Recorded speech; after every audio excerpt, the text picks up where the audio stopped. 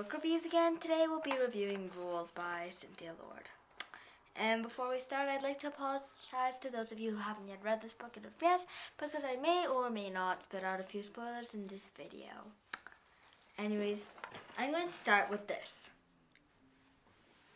I love this book. It's honestly really unique and has great content because most books don't include characters who are disabled or have special needs or have some kind of disease, but this book actually includes two characters who have a mental disease, or actually I'm not sure what's wrong with Jason. And those two characters happen to be David, the main character's little brother, and Jason, the main character's friend.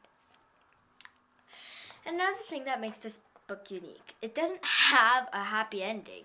Most books, if they don't completely have a happy ending, then they usually have a sequel. And if anybody out there who's watching this video disagrees with my opinion that this book doesn't have a happy ending, that's just what I think, because I feel like Jason didn't completely forgive Catherine, because he usually kind of talked to her in this nice way, but then he just says, stupid rule, break rule, at the end to make Catherine dance with him at the dance. And of course, I'm not even going to mention the problem with Christy and Ryan. So I really don't think that that's a completely happy ending. Anyways, I also really enjoyed the guinea pig conversations because I never really thought about what pets in books are thinking, because pets are pets. Pets are animals. Animals do not talk. Animals cannot use languages such as Spanish, English, Korean, Chinese, whatever other language there is. They're just loyal companions, just companions with some other character. So I really never imagined them talking. I have no idea why. I mean, pets are living animals. They obviously have feelings, and they should be able to talk at least inside their heads in their own language or something.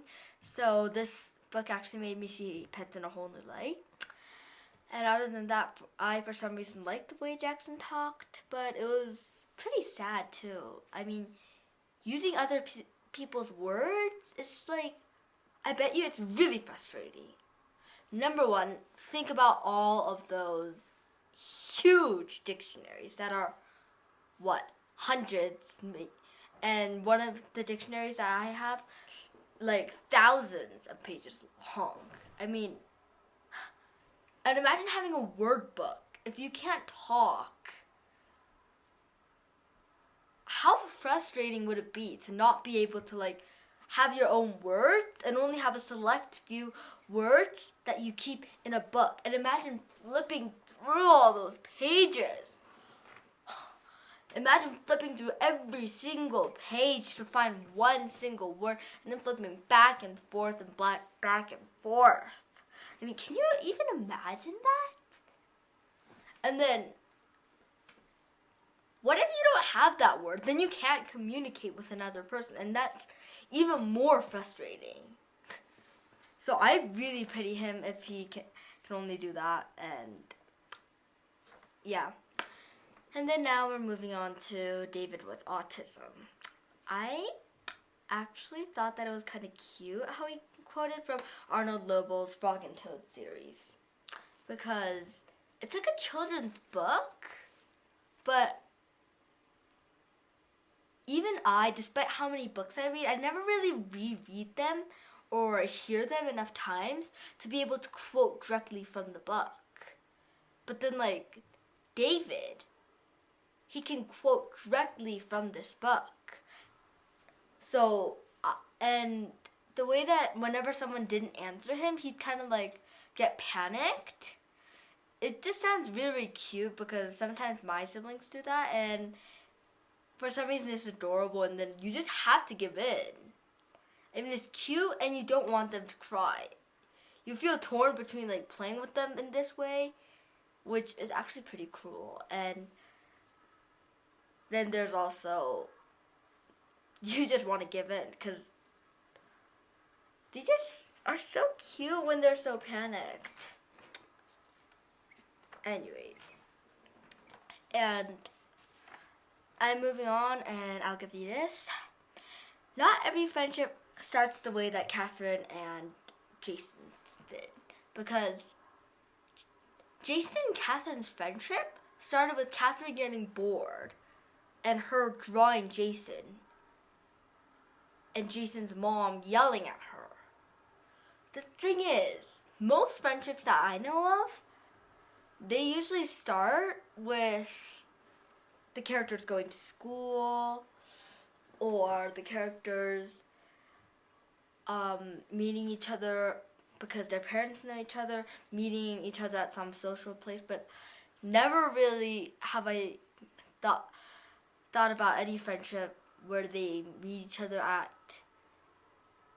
a therapy place or with the other person's mom yelling at you for doing something. Plus, I mean, Catherine wasn't really doing anything bad. I mean, I understand. I totally understand Jason's point of view.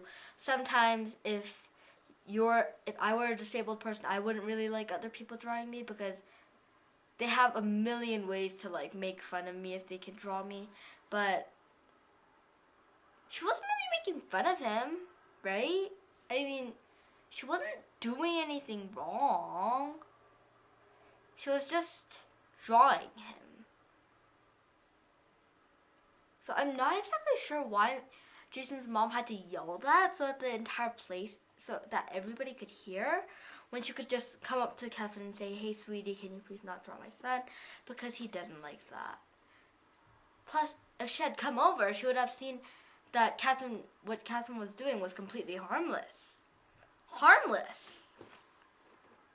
So I really don't see how that actually started a friendship. And yeah.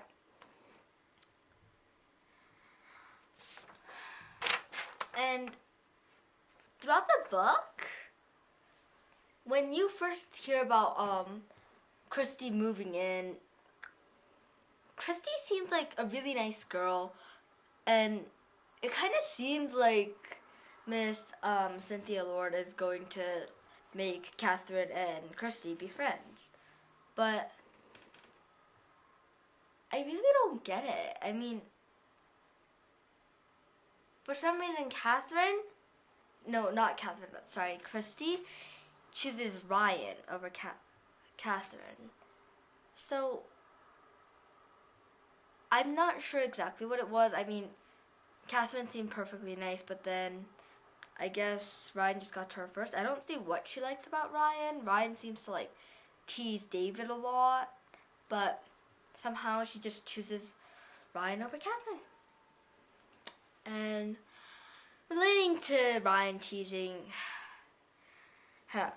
David, I don't get it. Why would you do that? I mean, does Ryan know that David has autism? And why would he tease David? And the way that Catherine explained OT, she said jumping. I'm really not sure exactly what she meant, but I felt like Ryan was treating David like a dog when he's just like, "Jump! Wow, it's a miracle, you're cured!" And then hands him an empty pack of gum. I mean, that's just cruel. That prank has been pulled on me so many times, and eventually it gets really annoying. But why would he pick on David like that? Why? In front of all the people. I mean, how cruel is that? And despite all these questions, I have another one.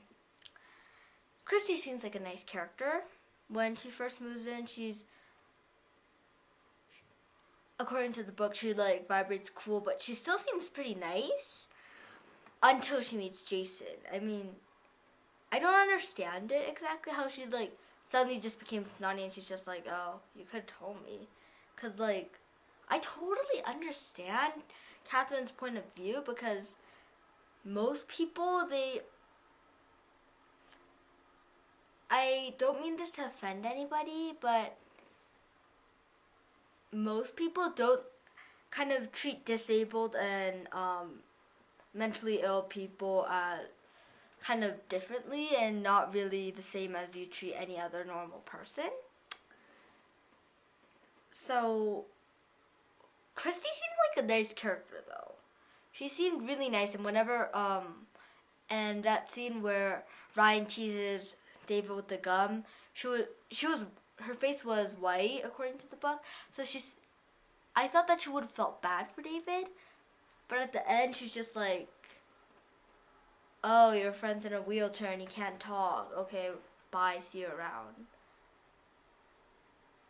I really don't get it. She seems like a nice character, but I don't see how she changes from this nice character and suddenly becomes this bad one.